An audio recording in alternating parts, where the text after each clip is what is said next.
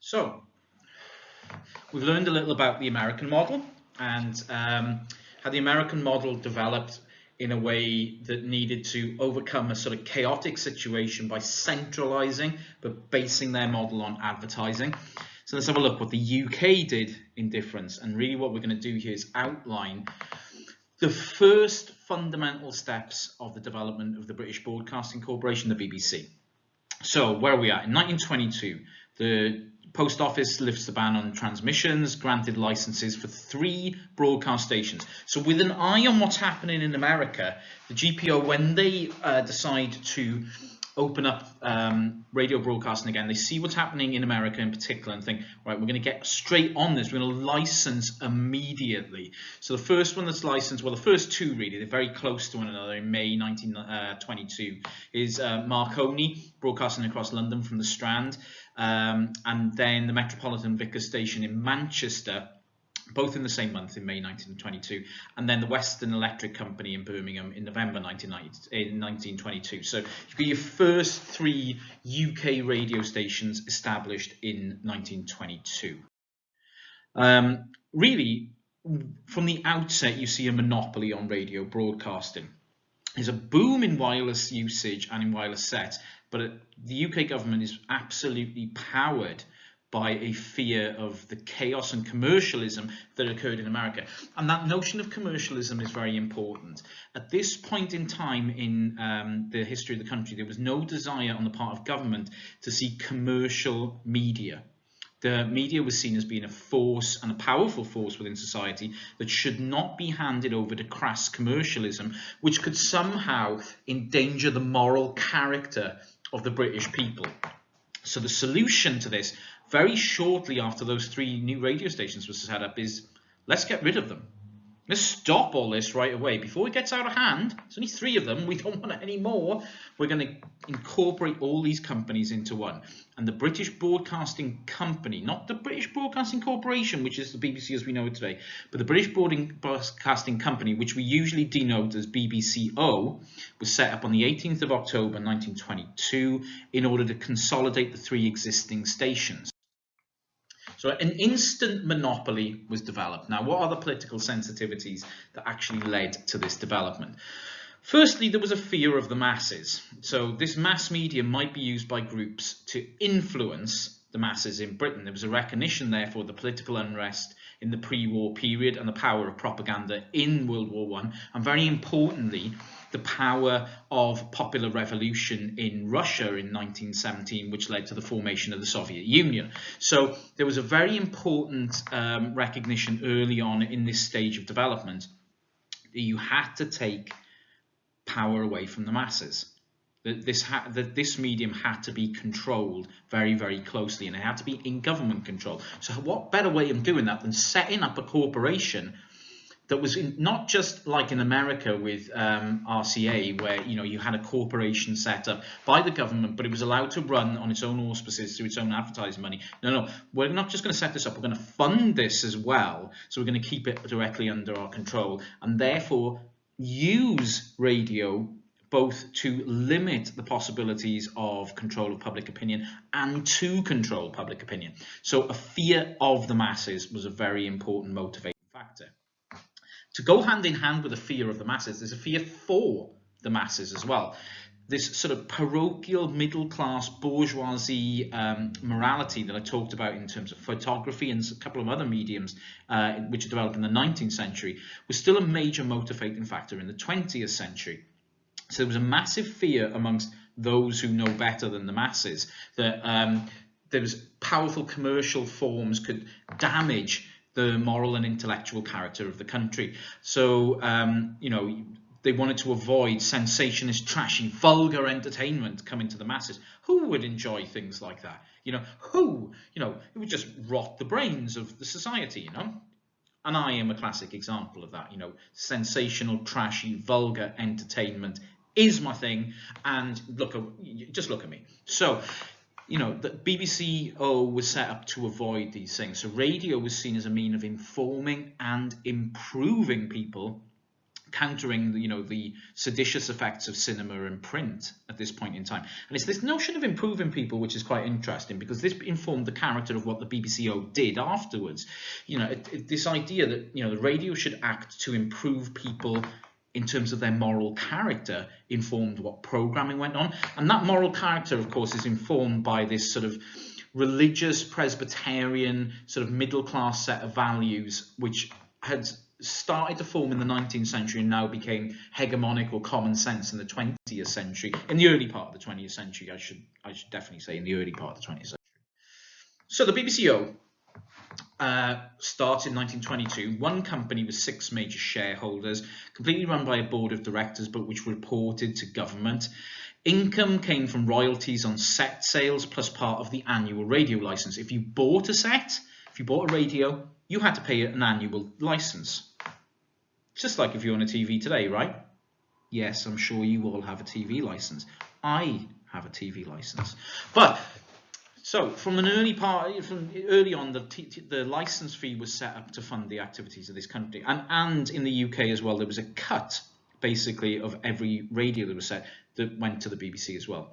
Initially given a 2-year license from January 1923 to broadcast. So we put on fairly strict waivers, make this work or we'll try something else very, very early on. The man who ran the BBC in its first iteration, John Reith, he was hired on the 14th of December 22 as the managing director. Scottish Presbyterian background, a harsh, moralistic, patriarchal character who would stamp the BBC in his own character. Reith is responsible really for the very construction of and implementation of and the ideological foundation of what we know as public service broadcasting. Public service broadcasting emerged out of discussions about the role of radio, but mostly out of Reith's own convictions about what radio should do. There were 4 elements to what Reith saw as important in public service broadcasting. Firstly, assured funding. BBC needed to have an assured funding stream to provide high quality programs so that they didn't ever need sponsorship or advertising. So you give us the money and we will give you the high quality educational content that you want for the country. We won't resort to cheap gimmicks. This is an argument still used for the BBC today. Secondly, the BBC needed a monopoly on broadcasting because then it wouldn't have to compete for attention and lower its quality in order to get down to the lowest common denominator. Moreover, if there was a monopoly, it could unify the nation under one vision and voice. Just check out that aim. A unified voice for the entire country. So the entire country has a uniform way of doing things. Authoritarian much? Definitely. Could control subject matter and therefore could control the flow of ideas in the country. This is deep, dark stuff. This is sort of stuff that, Huxley and Orwell were talking about in the 20s and 30s and 40s. And basically it was written into the BBC's charter and public service broadcasting itself. Became a national broadcasting service. So the third element of public service broadcasting was this national scope, serving no class or religion or social, economic, political or religious interests, producing social unity and harmony. Now, it's a valiant aim, but it's completely impossible because those who produce programs for the BBC and those who schedule programs for the BBC and those who control the BBC would have their own ideologies and interests which would be promoted through the BBC itself. So despite the fact that there was supposed to be no class or religion served, actually BBC very quickly came to serve a upper middle class to upper class sort of set of values by virtue of who worked for it and whose interest and who was eventually really in control of it. And the fourth element of public service broadcasting is the moral obligation to the public. The aim is not just to entertain but to inform, educate and improve the public. And improve here means improve the moral character of the public, to promote basis for full citizenship and participation, and to culturally and morally improve the public. So you're not going to be playing cheap sort of music on this, and in the time it would have been jazz music we're talking about. No. Classical music, character building, improvement. Yeah. The programming and the choices made by the BBC were largely informed by this sort of idea of a moral obligation to the public to improve the public in some way, but they improved on the basis of a set of middle-class ideals about what a good person should be. So Reith's values informed this notion of improvement quite strongly. Very strict Christian background, so you got a lot of religious programming. He was personally very authoritarian and paternalistic, and that was shown through the tone of much of what went on in the BBC. Controlled the BBC through strong management, bureaucracy and hierarchies with strong rules for staff behaviour, for example, which, you know, was also led to the BBC being a highly exclusionary organisation. Only those people with the same kind of strict values as Reith, which largely came from middle class to upper class upbringing, would be accepted in the BBC. And he served as the head of the BBC until 1939. So through this 17-year period, critical early period of the development of the BBC, Reith held the power in the organisation. In Reith's own work, Broadcasting Over Britain from 1924, he articulated his vision of what broadcasting in Britain should be. It is the BBC's responsibility to carry into the greatest number of homes everything that is best in every department of human endeavour and achievement. He's looking to provoke thought, not provide entertainment. Aim was to give the public what they needed, not what they thought they wanted. In Reith's own words, few know what they want and very few want what they need. And you can see that sort of paternalism here very, very clearly. Reith knew better than anyone else. Reith knew better than what people actually wanted. In fact, what people wanted wasn't what they needed at all, and very few people know what they needed.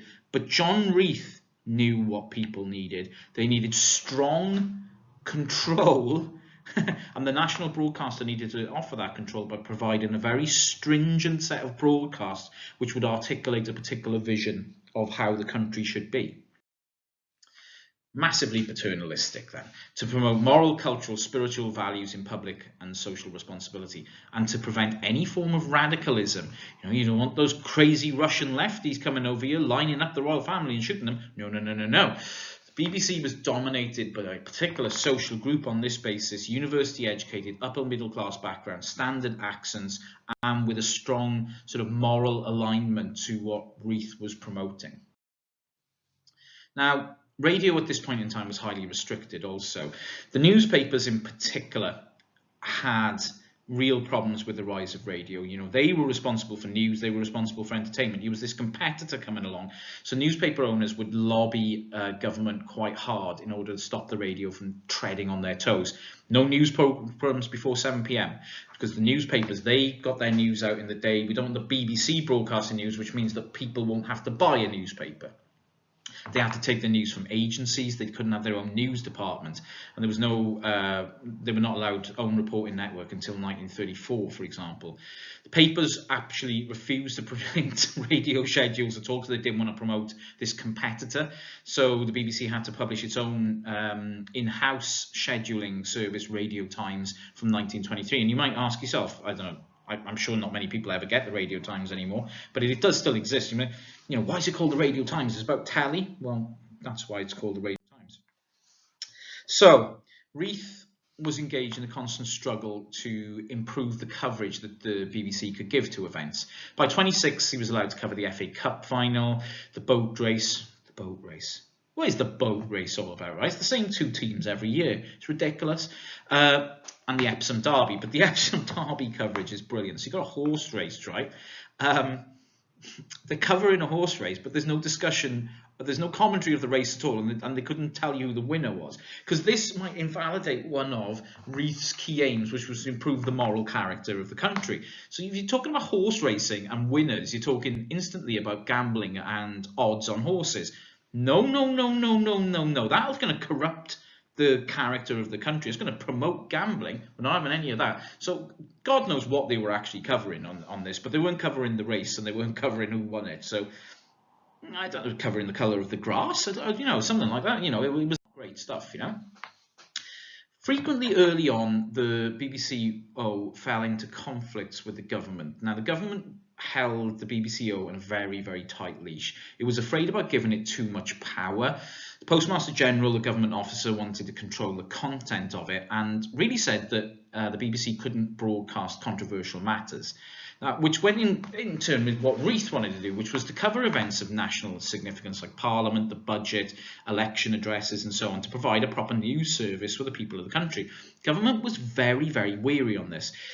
At the root of this, the government didn't really trust the BBC to be impartial. Now, I have to address this up very carefully because impartiality of the BBC is a very, very controversial term even today. What the government meant by that was it didn't trust the BBC to not give the government full coverage and instead to promote opposition parties in advancement of the government. So it feared for impartiality. What the government actually meant was it won't take our side. It was nothing to do with impartiality. It was, the BBC won't be on our side, therefore we're not going to allow them to do this. There was no real suggestion that impartiality was the desired outcome here. It was much more that the Conservative government at the time wanted the BBC to toe its line and therefore wouldn't give it the power to broadcast anything else. So the BBC had a real issue here about how do we become a fully fledged media outlet. And the general strike of 1926 provided the perfect situation for this. Now, Reith wanted to convince the government that the BBC could be trusted to report political issues and to report those safely, which meant supporting the status quo, not supporting any radicalism and not supporting non-governmental lines. And the general strike of 1926 gave Reith the perfect opportunity. So you may not know much about the general strike of 1926, so I'm here to educate you, my friends. It started on May the 3rd, 1926, called by the Trade Union Congress due to a crisis in the mining industry, where mine owners wanted to cut pay by 13 to 25% and have longer hours at a time of economic crisis and instability. Miners, as you can imagine, were not happy with this, and neither was anyone else in the trade unions, and it was a general strike, which means all trade unions came out on strike at once. It wasn't just specific to the mining industry and the NUM, it was all trade unions came under strike. And this came under the stewardship, the leadership of Stanley Baldwin, the Conservative Prime Minister. I mean, it got nasty. You got military on the streets all across the country. Lots of strike breaking going on, lots of hunger marches going on. The whole thing got very, very, very tasty. Lots of workers' marches, as this one shows here. 1.7 million workers came out in heavy industry and transport industries, which caused massive disruption to the country. Troops started organising deliveries of particular goods and services. Police started charging strikers. There was even a battleship sent to Newcastle to quell unrest in that city. Government declared a state of emergency, but the TUC eventually capitulated on the 12th of May 1927 without any concessions made by the government. So general strike actually ended as largely a failure. However, the interim period was very, very interesting politically.